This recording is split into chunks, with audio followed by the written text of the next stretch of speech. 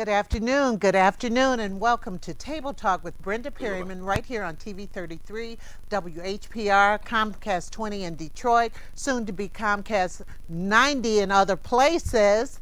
And you'll be hearing more and more about that. I know we've been giving hints, but we're so excited about the things happening here at TV 33. And before I continue, I'd like you to meet my co-host for today.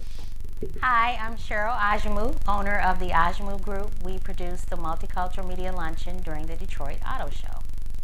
Hello, Tamika Ashford, Public Relations Consultant. Good afternoon, Dr. Rose Moulton, clinical psychologist and author of Bloom, 7 Steps to Personal Transformation.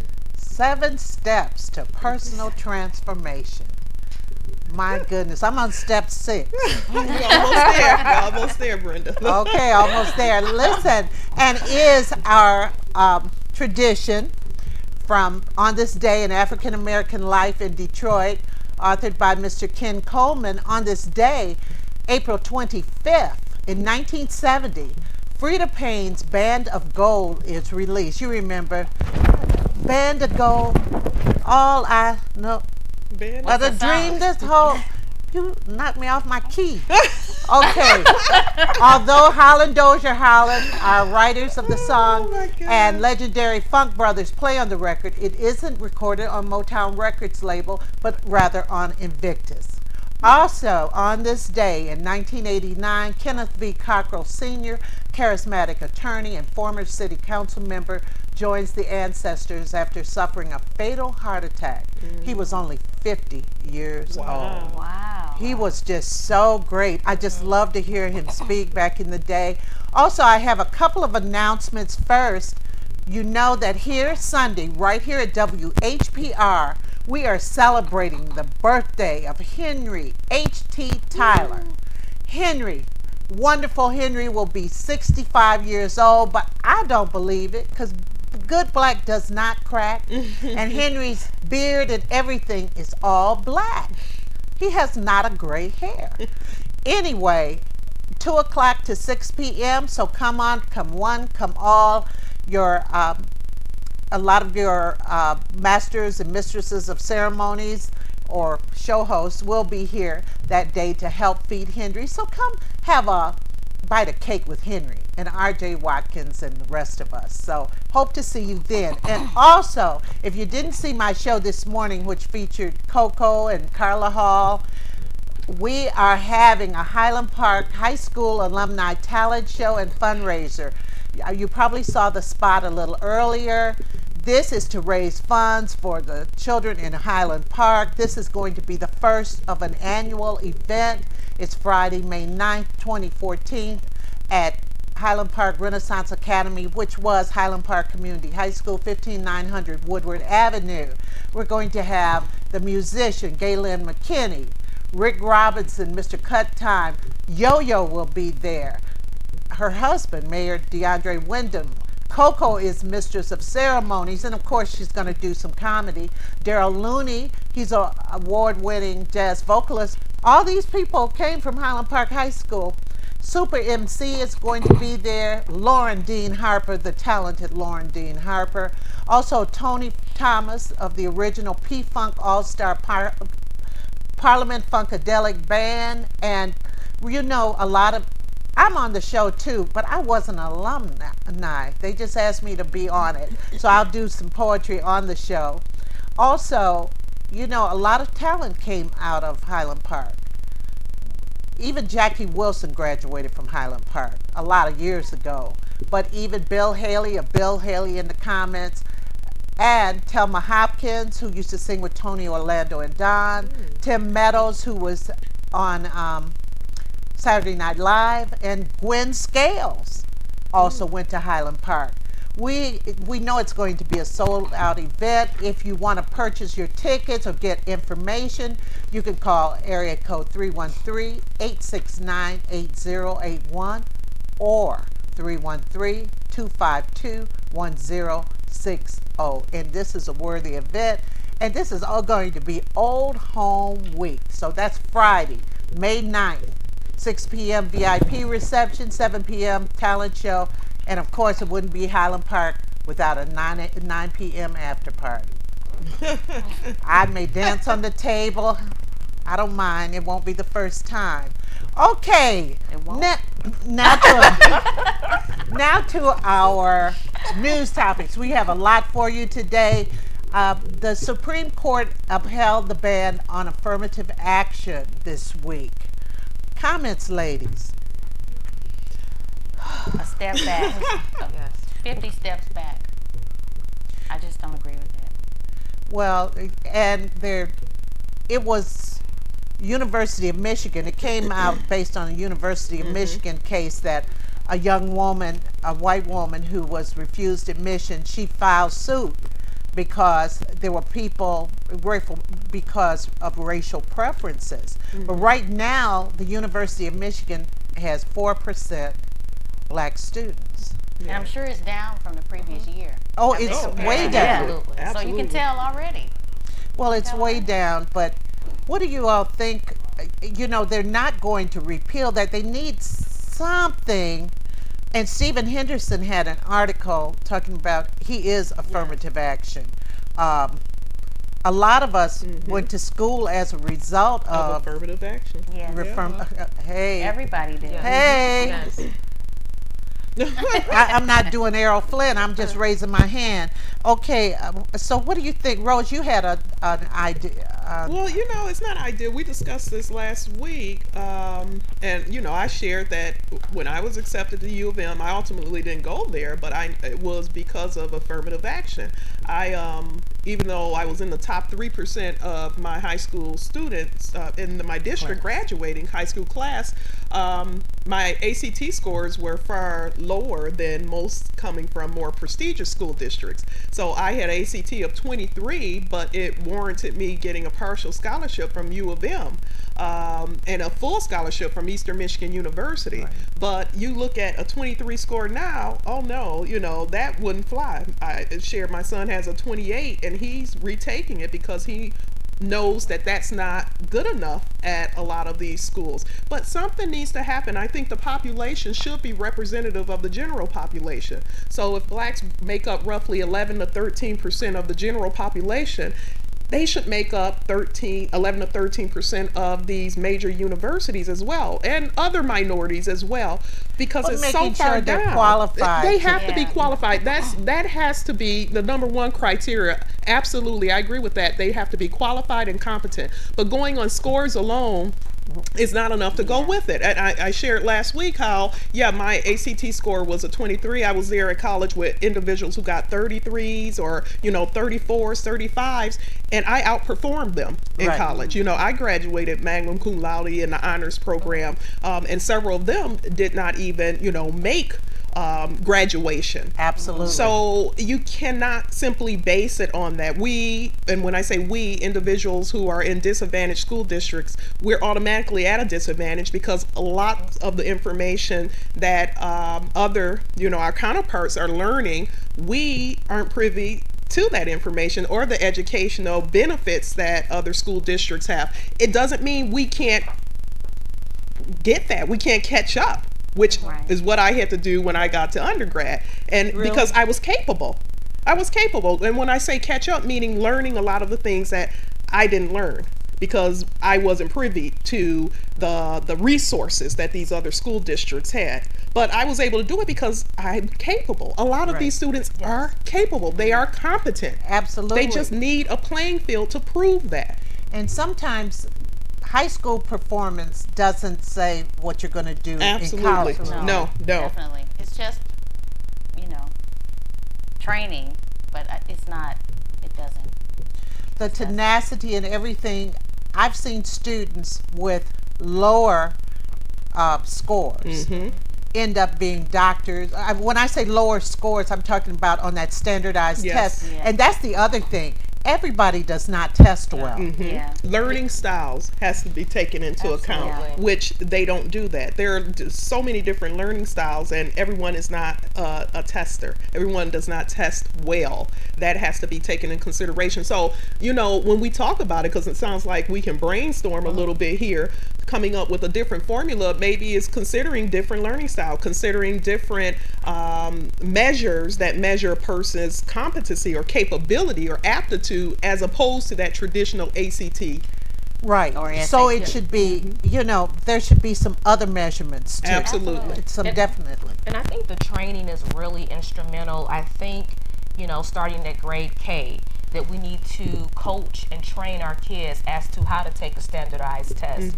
A lot of Yes. times, by the Yes. time you get to Great junior point. high Yes. school, it's too late. And so it needs to be part of that learning platform, if you will. So that's really should be considered. The other thing to look at, I know in Texas, there's a university where they have taken the top 10% from all of the all of the inner city schools. And so Oh, maybe wow. that would be something That's that an the Yeah, university could that's a look great at too. idea. So, That's a great idea. But Tamika, you bring up a great point because teaching them how to take standardized tests because there is a strategy to it, Yeah. and so a lot of the kids in the inner city school district don't have the opportunity like I did because at this point 23 isn't considered high, but where I was, it was like wow, she got a 23 on it. But I'll tell you this: my mom sent me to a prep class. Yes. I sent my son to a prep class. I did last too. fall. I did too. So I the did. thing is, oftentimes inner city is, because it tends to be higher rates of poverty, they don't have the $500 minimum that these prep schools to teach you. Yes. The strategy. It's not even learning things when you go there, and that's the thing my son said. He said, "Mom, I'm not learning anything. He's just teaching us strategy because there's tricks and tips and strategies into taking these standardized tests." And another thing I did with my son, because my son was in the first class to pass the clearinghouse. The NCAA has that clearinghouse Yeah. where it's a sliding scale. I started having him take the SAT after the PSAT. I just started having him take it every Yeah, time it came up. Mm-hmm. We have a list on his door of when the dates were. So it's say if you get a 21 the first time in math, and the next time you get a 19, and then the next time you get a 24, the highest score will be the one that they But consider. and Brenda, you're an educator. So your son, your children had the advantage. What you think about the Not in math. 99%, 99% of the kids in a lot of these districts that are fighting for this to Fighting. be turned over. They don't have, their parents aren't even aware of what needs to be done. They're not even aware of the testing dates or what have you, and so these kids fall through the crack, and I think it's unfair because we have a lot of great talent out there Yes. that potentially can go on to do great things in our world that won't have that opportunity, and then where does that leave them? Yeah, and I look at some of the school, I'm looking here in the Detroit public school system, and I have some friends who teach at some of the EAA schools, and I don't want to get into this too heavily because we're not going to talk about the EAA today in lieu of this other article I have, but they have people from Teach for America who've been trained like 6 months just to sit in a classroom and have the students just go on a computer. What are they learning? It seems to me they're building a permanent underclass there. Maybe that's the plan. and that's why we have to evaluate what that learning platform is in school. I don't think it's being evaluated. What works in Southwest Detroit may not work in West Bloomfield for our kids. So you have to almost tailor make the platform so that our kids can succeed.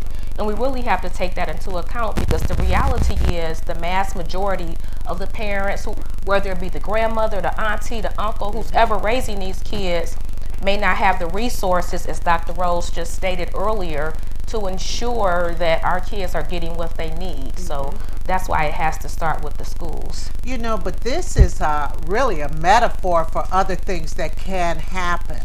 And Justice Sotomayor, she wrote a 58-page dissent. Oh wow. The whole Okay. thing was 90-something pages, but she wrote a 58-page dissent.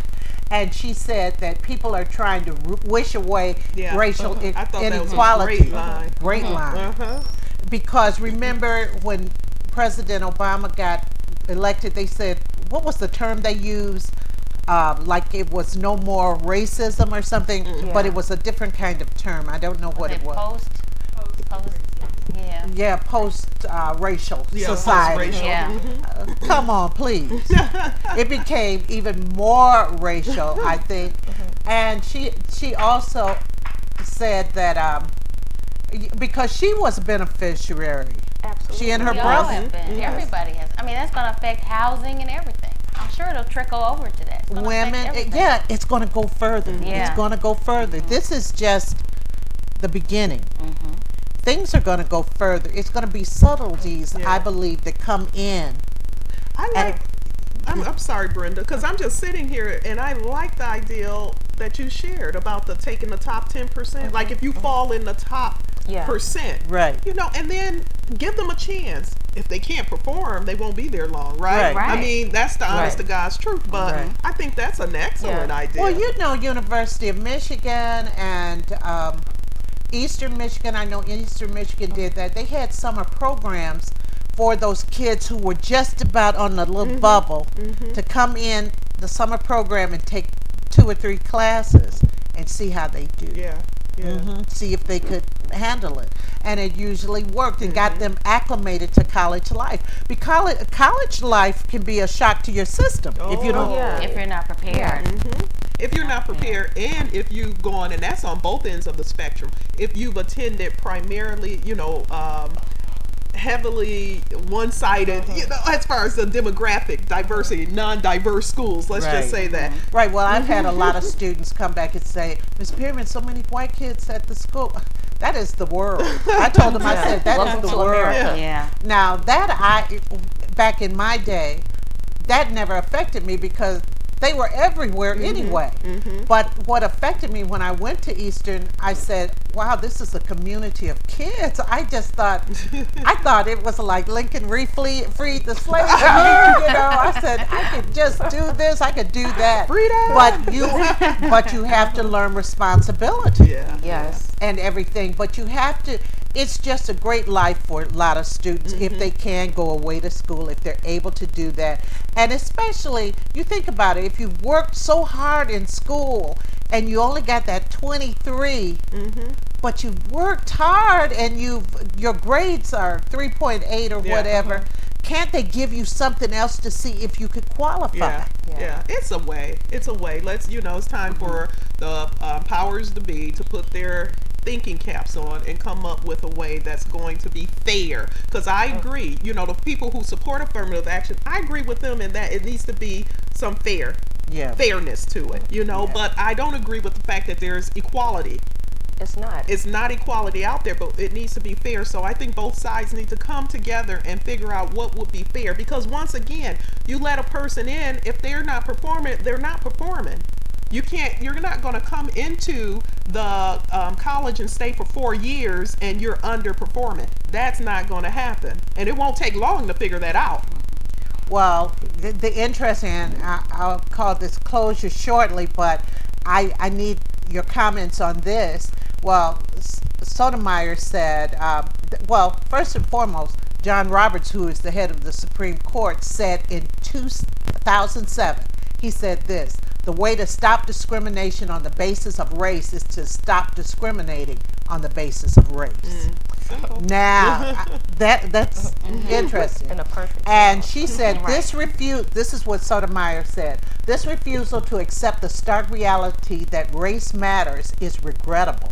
The way to stop discrimination on the basis of race is to speak openly and candidly on the subject of race and to apply the Constitution with eyes open to the unfortunate effects of centuries of racial discrimination. I mean, and it has been because, and you know, like they said, the biggest recipient of affirmative action have been white women. Absolutely. Here's the reality too. You know, the playing field is not leveled. And it's never going to be. It Not seems as like long we're as they're going passing. backwards. Yeah, as long as they're passing laws like this, is never going to be. And good. well, Sotomayor, she's really. I love she's- her. Oh, I do I love her. too. She's a I love her, feisty yes. side, isn't she? And she says, why do you leave race out of the picture? It's like they don't want to talk about it, but it is here. And she says race matters. Yeah. She wrote to a minority teenager who sees others tense up as he passes, to the young person addressed in a foreign language although she grew up in this country.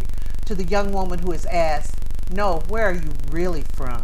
Can you imagine her sitting up there writing 58 pages? I mean, that's half a book. She had to be heated. Yeah. Oh, Yeah.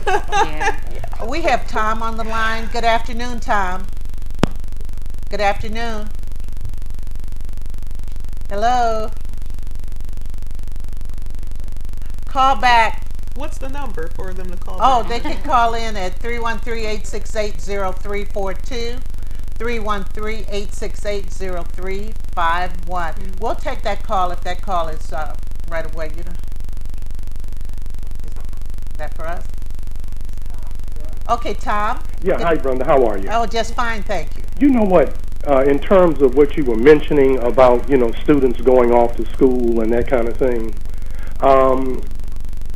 you're right. It's going to prove, their ability to, be on their own in terms of responsibility. And if they're not responsible, guess what? They're coming back home. And in regards to this affirmative action, thing, Yes. James Brown said this: I don't want nobody to give me nothing. Open up the door and I'll get it myself. But in regards to us as a people, that door was never open. Great point. And they tried, with affirmative action to, find some kind of way so we could get some redress out of this. And folk found a way to take this thing and twist and turn it, and it's right where it is today. Wow. Great point. Yeah. Very great point.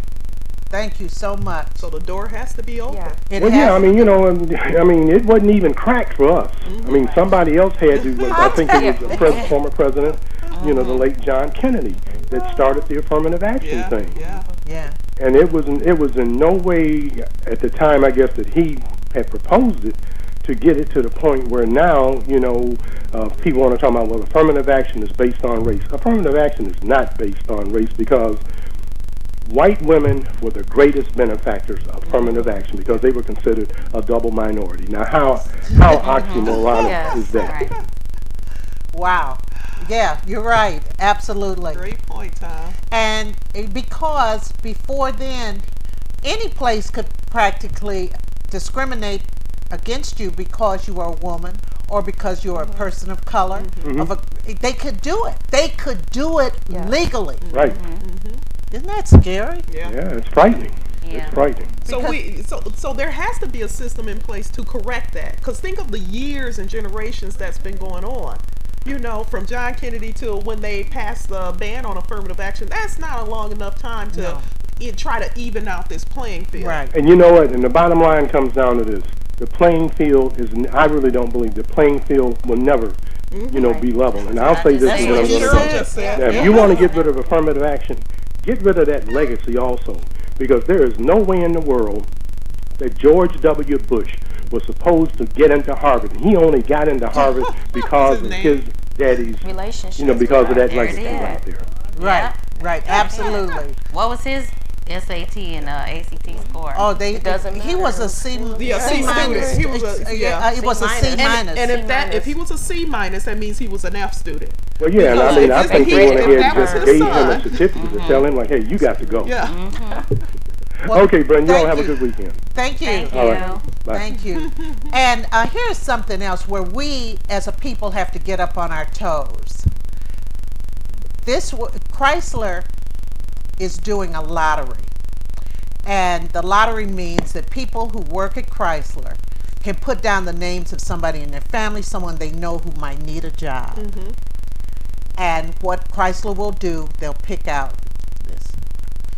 Well, right now, the way they're doing it, they're picking names out and they're calling those people right in to interview. If you cannot pass the drug test, and that means weed or something else, I'm serious. I know of people who were trying to think of people that Wow. they can put into this lottery and said they couldn't be clean. Because they know the folks wouldn't pass. Right. Yeah. Yeah. So we have That's to be so accountable common. Yeah. for some things too. I totally agree. I had to throw that in because that was crazy because she was trying to think of who else can I. No, they won't be. No, they won't be. Isn't that crazy? But speaking of crazy, let's talk about Cliven Bundy. Cliven Bundy, he is the rancher out in Las Vegas who got a lot of other people out there to protest. The government had taken his cows and stuff and said, well, you owe us $1 million or something because you've been using our land for years. And he hasn't paid anything. And he's not in jail, right? And he's not in jail. And he's not going So the to government Right. tried to. So he was on a show, and he had remarks about whether the Negro fared better under slavery. And this is what he said. One of the things he said: they abort their young children. They put their young men in jail because they never learned how to pick cotton.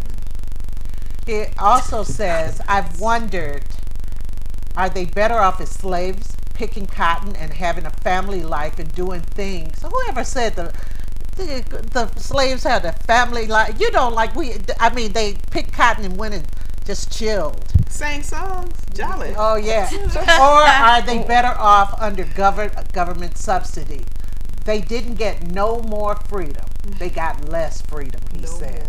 And what does this have to do with him not handling his business? I'm just trying to figure that out. Well, they're because- giving him a platform, the conservatives, and so now he's taking his 15 minutes of fame and wants He to just could've kept share all all that. his, wonderful insight. I'm upset that people are even giving him a platform Right. because he he's. should be in jail. And you Pay know your what? money. It's just the fact of who is this guy? Nobody. And you can Nobody. You can find 1,000 more like him who feel that way, but stop giving these folks a platform. This That's is- what I was going to say. If you look at the news cycle every quarter, there's someone like the Bundy character. Or Ted Nugent. And so it's just a distraction, a media distraction, so that we're focused on that as opposed to the affirmative action, as opposed to leveling the playing field, as opposed to ensuring that African Americans are at the table. So I wouldn't even give much thought. It's a joke. Here's the issue, too, is that so many Republicans were on his side because they said, yeah, that's big government.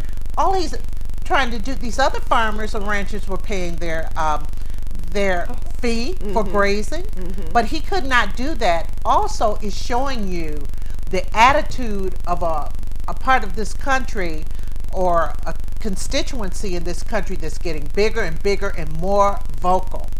They used to be somewhat covert, but they're coming out. They felt since this president has become president, they could say anything. But you know what? I have to agree with Tamika on this. I think, and it's not to say that they don't have the numbers, but it's all about what the media is going to portray out there because, true.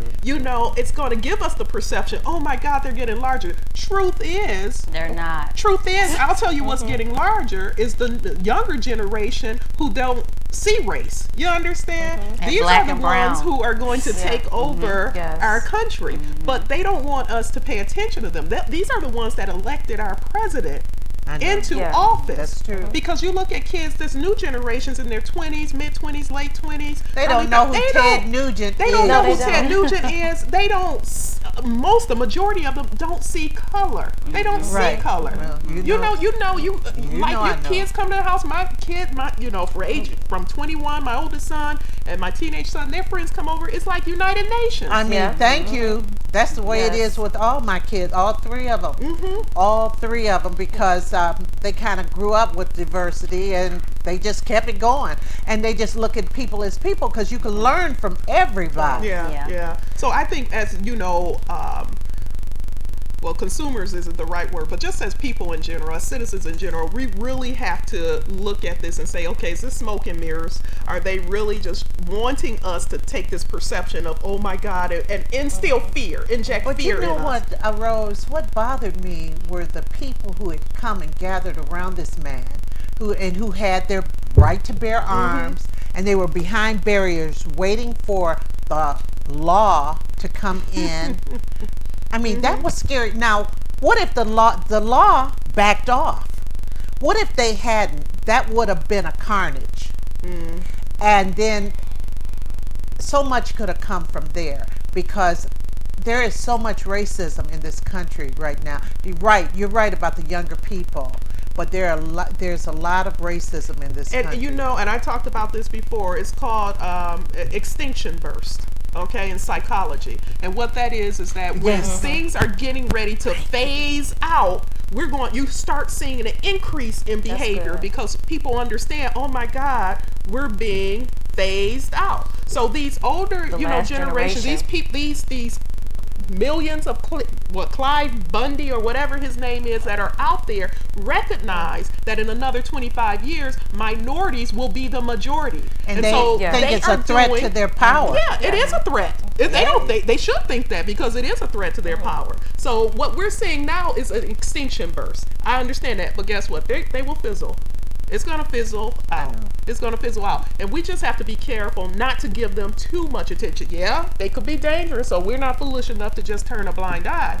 But at the same time, understand what's going on in their psyche. In their psyche, they are being eradicated. Yeah. Their mind, their belief system, you know, their generation and years of conditioning and of believing that they're superior is being eradicated. Back in the early 70s when I was doing my master's program and everything, we talked about this, and we talked about the future and how this was going to happen and how people were going to feel very threatened because back then, 40 years ago, they were talking about the minority becoming the majority. Yeah, yeah. And it is coming It's into happening. fruition now. And that is you're right, you're absolutely right about that. Yeah. They're scared. Yeah. Fear. And you see numbers this in any behavior Yeah. that's getting ready, you know, to be left alone. Like you take a bottle from a child, you know, you'll start seeing them revert back to behaviors of, you know, earlier stages of development. It's just you look at the psychology of it and the behavioral actions of what's going on. It makes sense. And we were talking on the Guy Show a couple of weeks about how fear turns into the hatred. Yeah. And I mean, they hate. I see some people, they hate. You know, so I tell my son, who has to kind of travel for his job, I said, be very careful. He goes in the country sometimes. You never know. You just never know who you're going to run into. And especially Clive and Bundy. You know, now the Republicans are backing off of him since he said that, but they were all on his jock before. Oh, did I say jock? Yes, Yeah, you yeah, did. that's okay. We understand. We understand.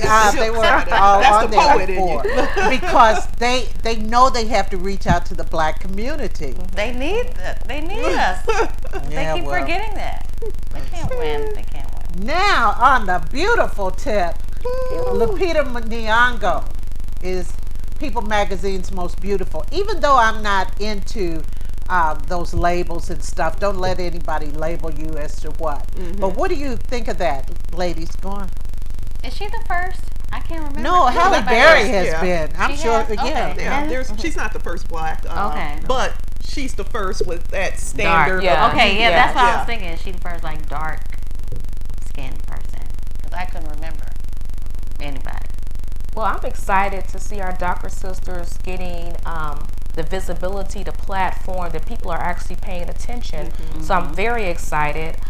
Women of color have always been beautiful, but I'm so happy to see that America is embracing various shades, and this has been a problem historically for hundreds, thousands of years. We just had this conversation. I mean, this is a conversation you have in the nail salon, the hair salon, everywhere. And then internally, how we treat each other.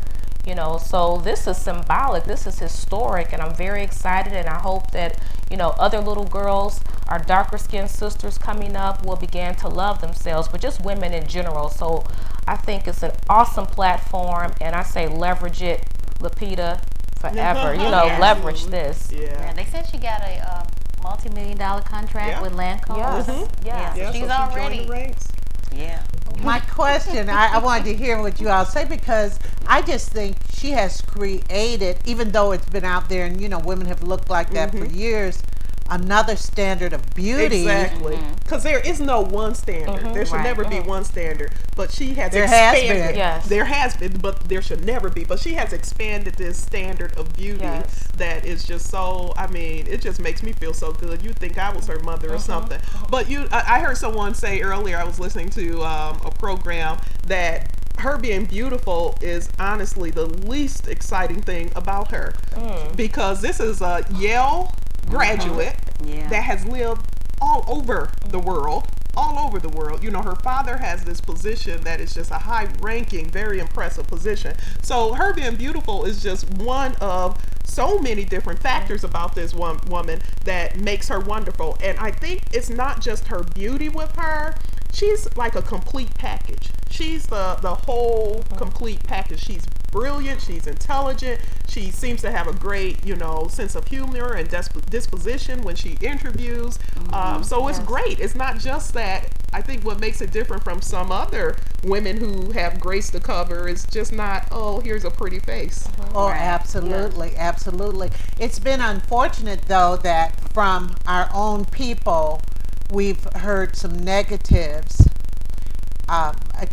Just today, someone posted, a Facebook friend of mine posted her picture next to a picture of another black actor. He was darker skinned, had his hair something like, don't they look alike? He was mocking her.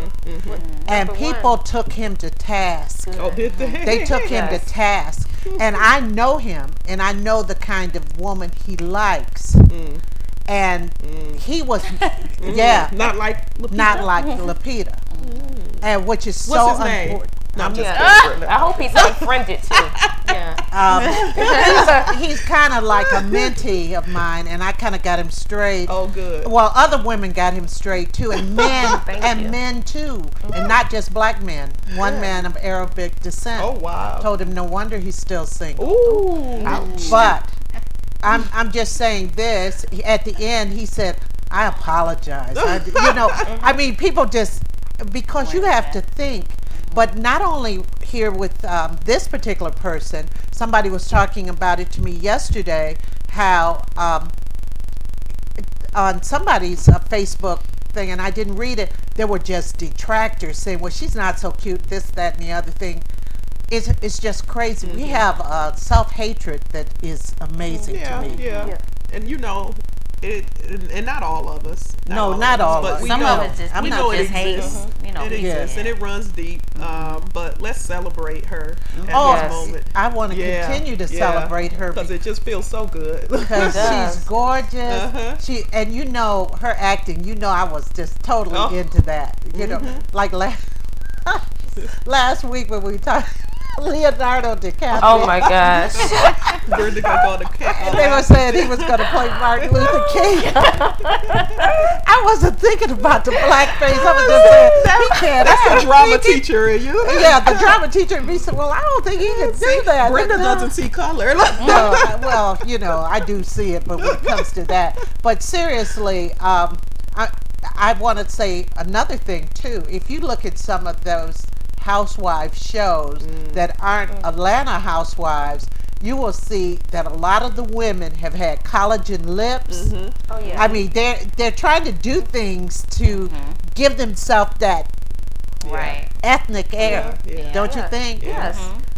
And I think that goes on both sides. I think just as people, and especially women in general, That's a there's good point. always a part of us that we look at others who may be polar opposites and say, wow, that looks good. I'm lacking that. Goes with black women. Yeah.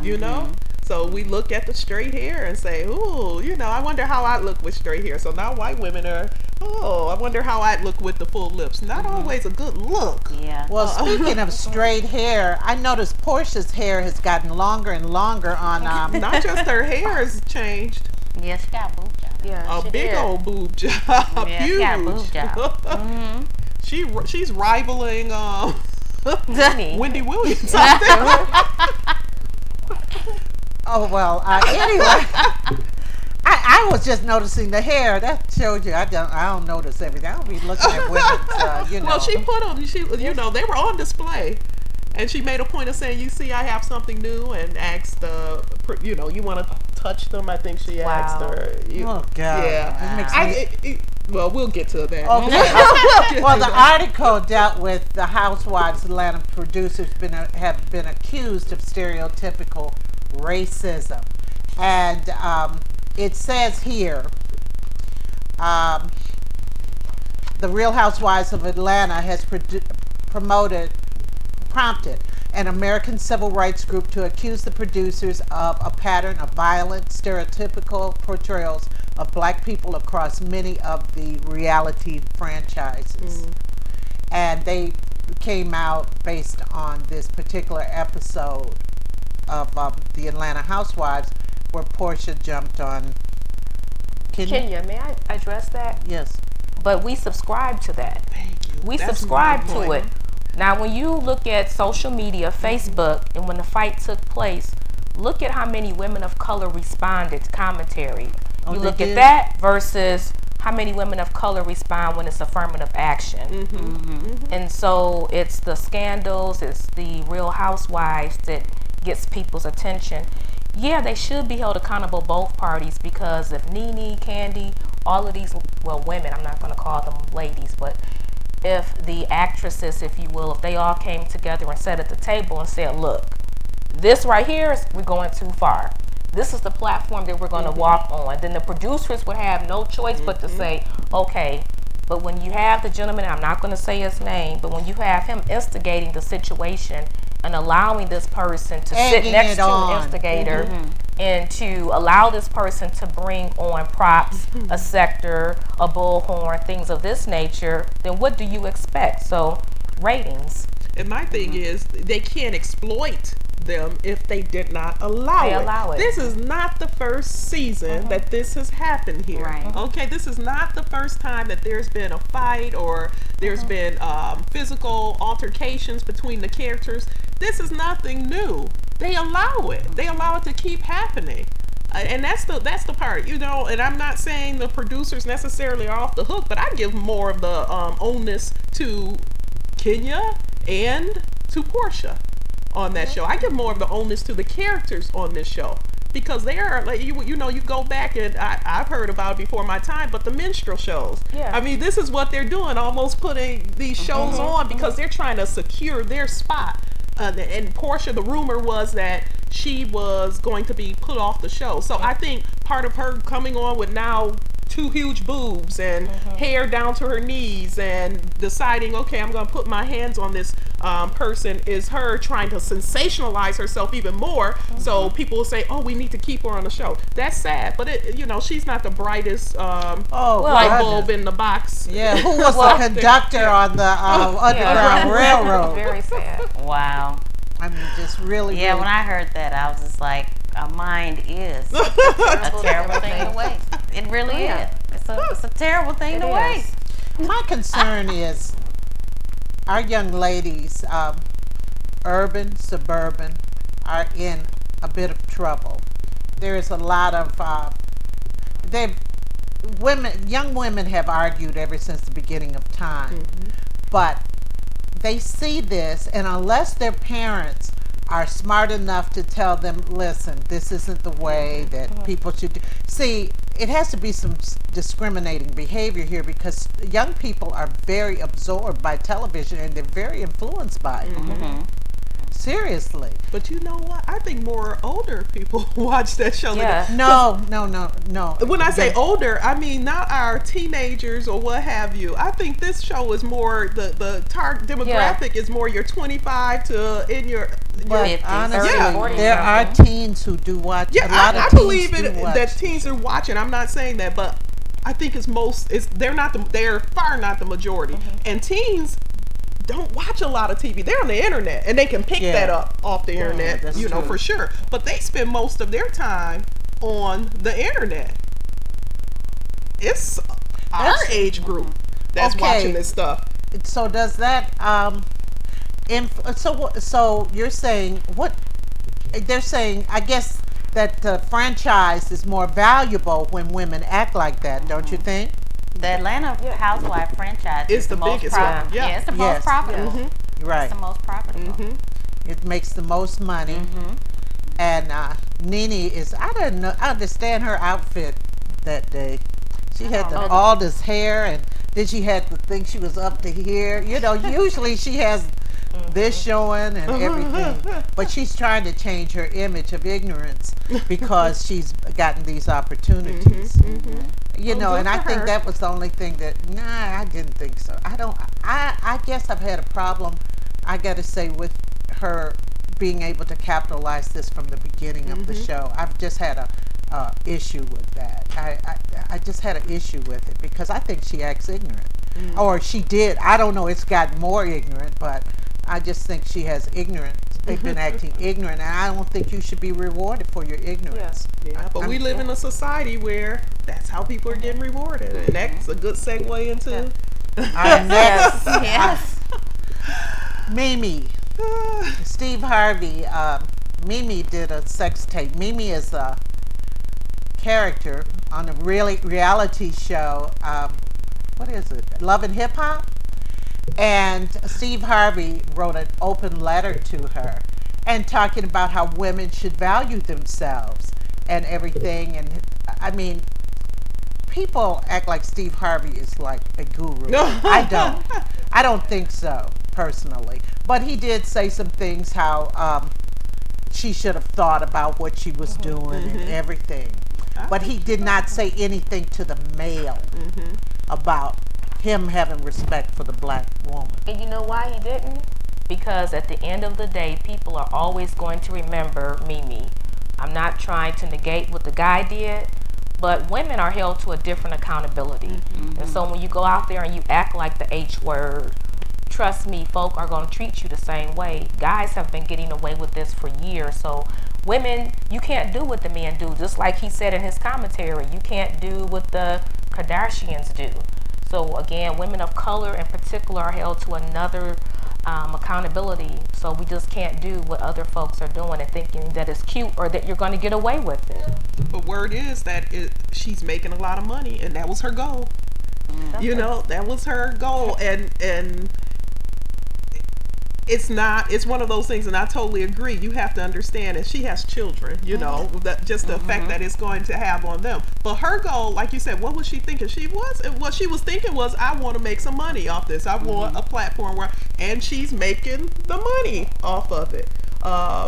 It's not something that any one of us would choose to do, I'm sure. Right. Right. 15 minutes of fame. I would That's never do exactly what it will be, and you will go down in the books of history as the H word. So, But you just know, hope I it's don't think worth it. I don't think she doesn't care. I think Not right we're now, more she upset doesn't. about it Yeah. than, you know, I think we're getting bent out of shape, and rightfully so. But what we have to understand is that we're looking at this from a whole different perspective than they're looking at it. The lenses that they view the world is all about acquiring money, acquiring platforms, acquiring a fan base, and so all their behaviors that they choose to do is going to be directed toward that way. It's not about integrity or, you know, being a role model for someone. Let's face it, she's on Love and Hip Hop. Okay, Yeah. This is not Michelle Obama. No, it's not. This is not, you know, some Harvard graduated or Lupita. This is not anyone that has traditionally presented themselves in a high level of esteem and integrity, you know, and composure. This is who this woman is. Yep. So she's just doing what she does. And as Dr. Angela would say, when someone shows you who they are, believe it. So Sure, I what do believe you. think? What do I agree. There's nothing else to say on that. I think it's because I didn't know her name. I just knew it was I the didn't even know shower who girl. she was either. 'cause I was like, don't who is watch that Mimi? show. And then I was like, oh, is it the shower girl? And But they were like, did you yeah. get, I'm like, but Brenda, they show pictures of Home Depot is marketing the shower rod now as Yeah. the Mimi, Yeah. the Mimi rod. So this woman are is getting kidding exactly, me. and we're talking about it. So she is getting exactly what she wanted. Wow. She has a platform now where everybody's talking about it. Steve Harvey's writing open letters to her. Home Depot. I wonder if she Wow. getting some money, but they are advertising this as the Mimi Yes. rod. Yes, I heard about that. Wow. unbelievable. And you know, but here's the thing. I always think about her children, like you mentioned earlier, or somebody else. Some of these women who are making fools of themselves on television, I don't care if they're black, white, and different. You have children, and other people are watching your mother on television or hearing about your mother, think about what the children of these people might be going through. That's, I guess, like Yeah. you said, I'm looking at it from a whole different point of view. I'm not listening because the girl and her money. I'm not, it's a shame when that's all you have to make money. Any of us could have been in that video, but we chose not to chose do it. not to do it. Brenda. I know, we chose not to do it. Even though we needed the money. I got student loans I need to pay. I needed the money, but I know, I but chose not. don't you notice that more and more women? What did you just say? What did you? I said I needed the money, but I chose not to do it. Okay. But just to say this, a lot of times you have to look at your personal ethics. And that's very, very important. Now, really, this is a quick topic, and we just have a few minutes. Dang. About the female soldiers. This has been out a while, but this week it went into effect about the female soldiers. Black women who are soldiers had to change their hairstyles. No bans on dreadlocks of any style. Cornrows must be uniform and no bigger than 1/4 of an inch. I saw that. Here we go again. These women are on the front lines, and you're trying to put something in place to regulate what a hairstyle should be like. Here's the reality. These women don't have time to sit in front of the mirror and press their hair or curl their hair. They don't have the time. I mean, they're in the battlefield, so I think it's very insensitive. I think legislation should say something. I think we should continue to sound the alarm on this. I think with all of the other issues, if we are concerned about women of color and how thick their braids are, America really is in trouble. Yeah. I mean, it's a shame. I mean, I got to stop and get a perm. Or if one woman said, I'm going to wear a wig.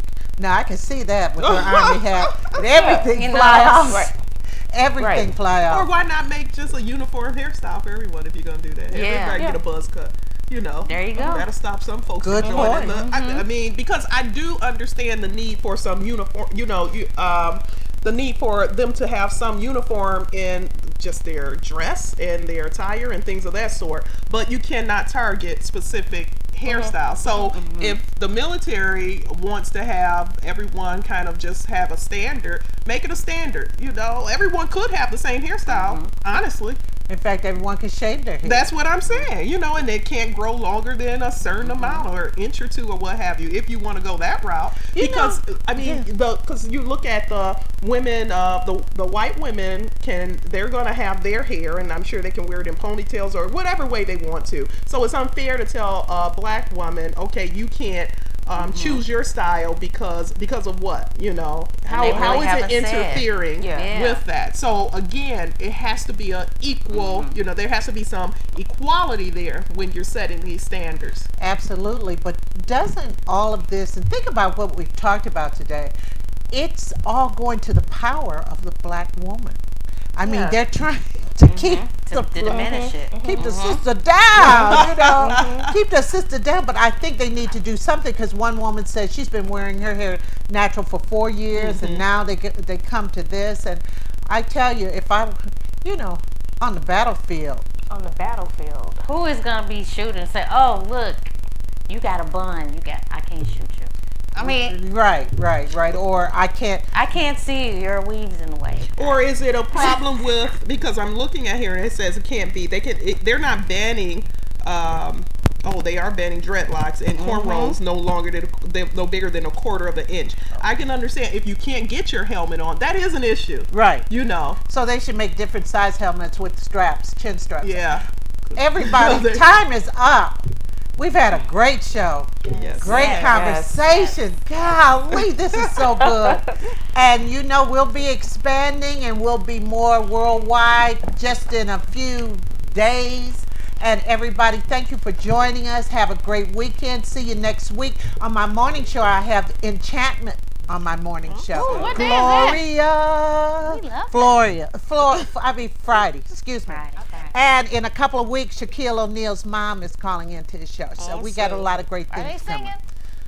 singing? We're going to show them to them. All right. Everybody, we'll see you. Thank you, Have a great panelists. weekend. Thank Thank you. you. It's been wonderful. Peace Bye-bye. out, everyone. Thank you, Henry. Thank you, Michelle. Thank you, Jaleesa.